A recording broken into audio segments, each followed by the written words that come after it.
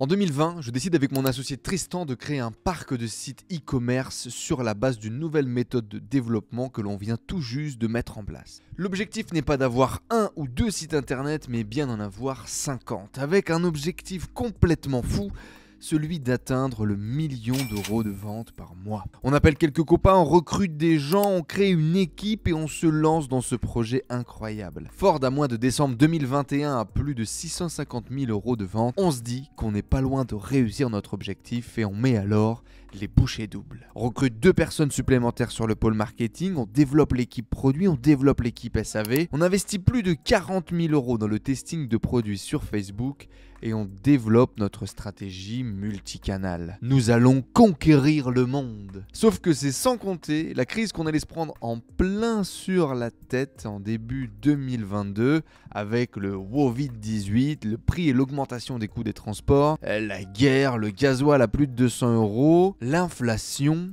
bref. Les chiffres d'affaires commencent alors à stagner puis à baisser, les coûts commencent à monter et notre cash flow fond comme neige au soleil. Après avoir perdu de l'argent pendant plus de 5 mois consécutifs malgré un chiffre d'affaires à plus de 200 000 € par mois, nous décidons alors de prendre les choses en main et de prendre des décisions radicales. Dans cette vidéo, je vais vous partager comment on a réussi à passer cette crise et transformer notre business en un vrai business antifragile qui allait être capable de passer toutes les crises et de nous amener vers nos objectifs.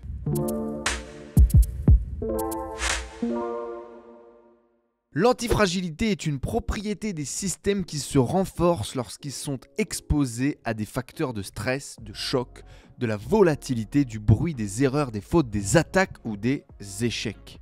C'est un concept développé par le professeur Nassim Nicolas Taleb dans son livre Antifragile, nous dit la définition Wikipédia.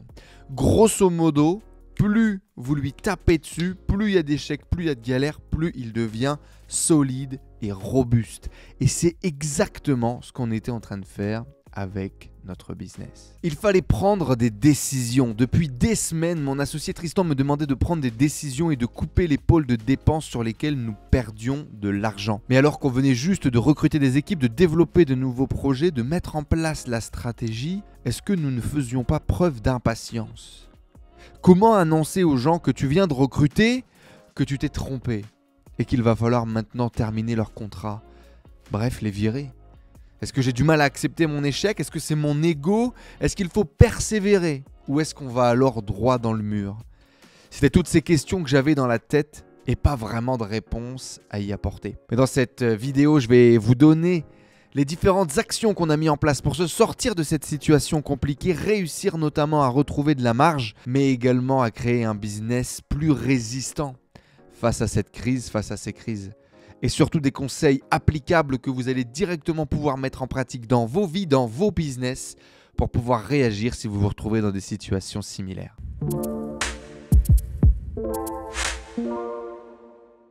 Point numéro 1, les amis. Le point numéro 1, ça a été de sortir un petit peu de ce silence, de cette situation presque de honte, de cette situation dans laquelle tu es tout seul face à tes problèmes.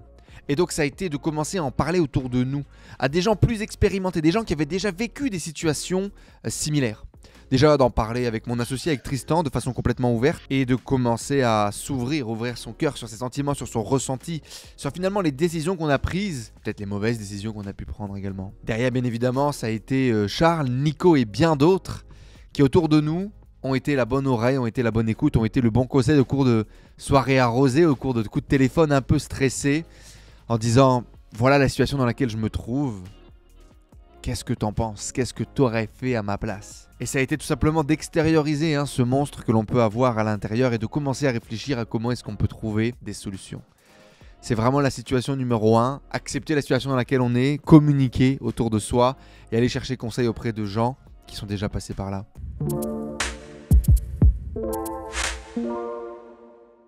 Le point numéro 2, les amis, ça a été de mettre en place un plan d'action dans l'intérêt du business et non plus dans l'intérêt de notre ego, de notre confort, etc. Et là, on va parler de réduction des coûts, un gros mot que je pensais voir qu'à la télé. Mais non, ça existe aussi à notre petite échelle et que ça existe tellement beaucoup plus souvent à notre petite échelle qu'à grande échelle. À un moment donné, c'est le business qui est en danger. Et la question, c'est plus d'être dans ton confort, de ne pas avoir envie de prendre les décisions, mais là, il faut vraiment prendre des décisions. Il faut couper les dépenses et notamment virer des gens. Ne pas prendre une décision, c'est déjà prendre une décision. Et je ne pouvais plus reculer les échéances, il fallait maintenant que j'avance. La survie de notre business en dépendait. Quels sont les pôles de dépenses à couper? Quels sont les postes qu'il va vraiment falloir virer, sur lesquels on ne peut plus avoir d'impact? J'ai essayé de trouver des solutions. À un moment donné, on n'avait juste plus. Il fallait prendre les décisions. Renégocier avec les fournisseurs, supprimer tous les logiciels inutiles. Chaque euro, chaque pourcentage de marge que l'on peut récupérer doit être récupéré. J'ai à ce moment-là la sensation d'être un espèce de pirate qui va essayer de gagner chaque nœud, chaque kilomètre, chaque morceau de l'île sur laquelle il vient d'atterrir tout simplement et de conquérir un peu cette île qui est finalement mon business. On doit sortir également de cette ego trip d'entrepreneur riche qui a des moyens où depuis le début on dépense finalement sans vraiment compter. On commence à définir également mais où est-ce que l'on va aller après? Redéfinir la vision qu'on avait mis en place et commencer à mettre en place un plan d'action qui va se passer après. Une fois qu'on a coupé ses coûts, vers quoi on va aller? Qu'est-ce qui va se passer?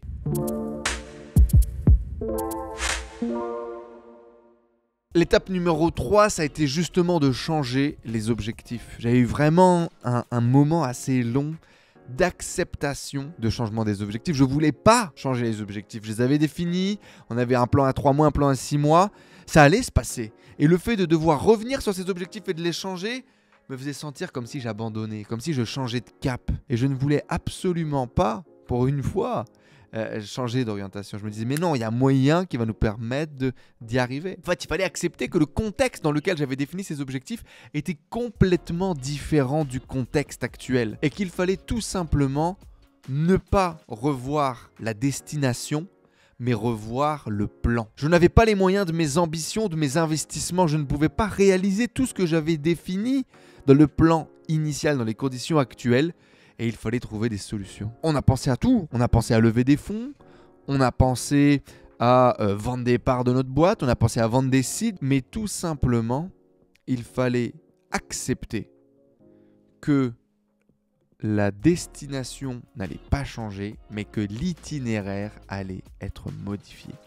Et ça, c'était vraiment compliqué pour moi à ce moment-là, d'accepter que le contexte était différent et qu'il fallait revoir le plan. Je pense que c'était principalement mon ego là qui était touché. Pas mal d'historiques du passé, de moi qui... Mais non, ça va marcher, on va y arriver. Alors que oui, on va y arriver, mais c'est juste que le contexte n'est pas le même.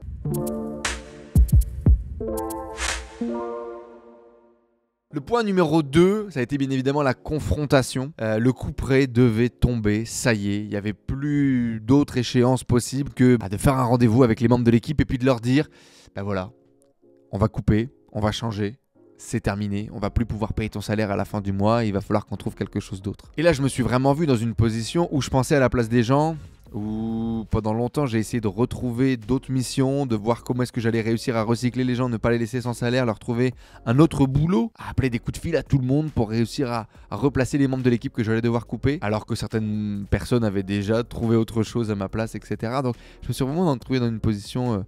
un peu particulière où finalement j'essayais de trop materner ou trop paterner les gens et ça a été vraiment intéressant à vivre également ce moment-là. L'annonce des premiers départs, l'annonce des changements, finalement c'est surtout une confrontation avec soi-même. Tu te sens comme une merde, je me sens comme une merde à ce moment-là.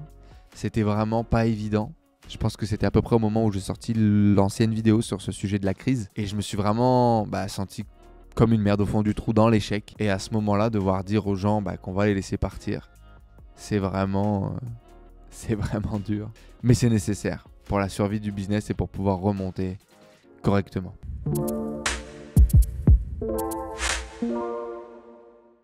L'étape numéro 5, ça a été de reprendre les rênes en main du business et de passer à l'action. Un des premiers points, c'était de reprendre en main la comptabilité, virer la personne qui faisait la comptabilité, reprendre en main la comptabilité et pouvoir se rendre compte exactement de ce qui se passe ou de ce qui ne se passe pas. De suivre de près chaque étape essentielle et nécessaire de notre business. Reprendre vraiment le contrôle de toutes ces choses qu'on avait peut-être déléguées un peu trop vite, peut-être laissées sans vraiment de surveillance, qui sont pourtant essentiels et nécessaires au quotidien. Dépoussiérer également quelques vieux dossiers que tu avais laissés de côté parce que tu n'avais pas vraiment envie de t'en occuper et corriger ces problèmes qui coûtent de l'argent et du temps à l'entreprise. Et c'est finalement en suivant ces 5 points-là, assez compliqués et pas mal de situations, qu'on a réussi à transformer un business qui perdait de l'argent chaque mois en plus de 50 000 € de profit sur ce mois de juin. Et c'était vraiment un kiff que de faire la compta, que de faire le bilan. Cette tâche qui a été pratiquement une corvée pendant des semaines au préalable, qui là devient en fait une espèce de victoire dans lequel on voit qu'on a réussi à remonter des marges, jusqu'à 30% de marge parfois sur l'exploitation de nos sites internet. Et ça fait vraiment plaisir. Tu te mets du coup à ce moment-là à voir un avenir complètement différent, à te remettre à rêver, mais surtout, au grand surtout, de ne pas refaire les erreurs du passé.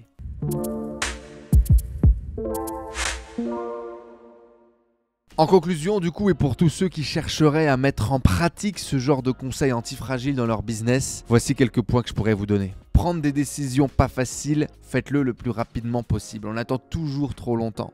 Quand vous avez l'intuition et vous sentez que vous devez prendre une décision, arrêtez de repousser l'échéance et confrontez-vous le plus tôt possible à cette décision. Parfois, il faut changer l'itinéraire pour arriver à la bonne destination. Et ça, moi, je ne l'avais pas dans ma carte mentale. Bien définir les priorités, maîtriser vos coûts à chaque rouage de votre système. L'important, c'est le système, pas les rouages. Et l'idée, c'est vraiment de maintenir votre système, de lubrifier votre système, d'en prendre soin et de ne pas le laisser parfois vieillir, pourrir ou s'encrasser. Ne vous emballez pas, ne faites pas les Américains. Bon, même si ça avait marché, j'aurais peut-être pas dit ce point-là dans ma conclusion. Mais peut-être qu'en temps de crise, et on voyait que l'économie était vraiment mauvaise, il fallait peut-être effectivement consolider un cash flow beaucoup plus solide avant de dépenser autant comme on a pu le faire. Un des derniers conseils également qui m'est vraiment venu de mon entretien avec Charles Marginier, que vous pouvez retrouver sur la chaîne YouTube, qui est de garder une structure flexible.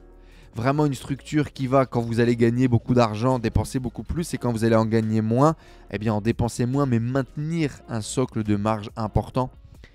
Et certainement, payez-vous toujours en premier, une des règles de base qui nous revient aujourd'hui fondamentale dans ces structures en période compliquée. Comment est-ce que vous vivez en ce moment cette période de crise? Est-ce que tout roule pour vous? Est-ce que vos business se développent bien et vous atteignez vos objectifs?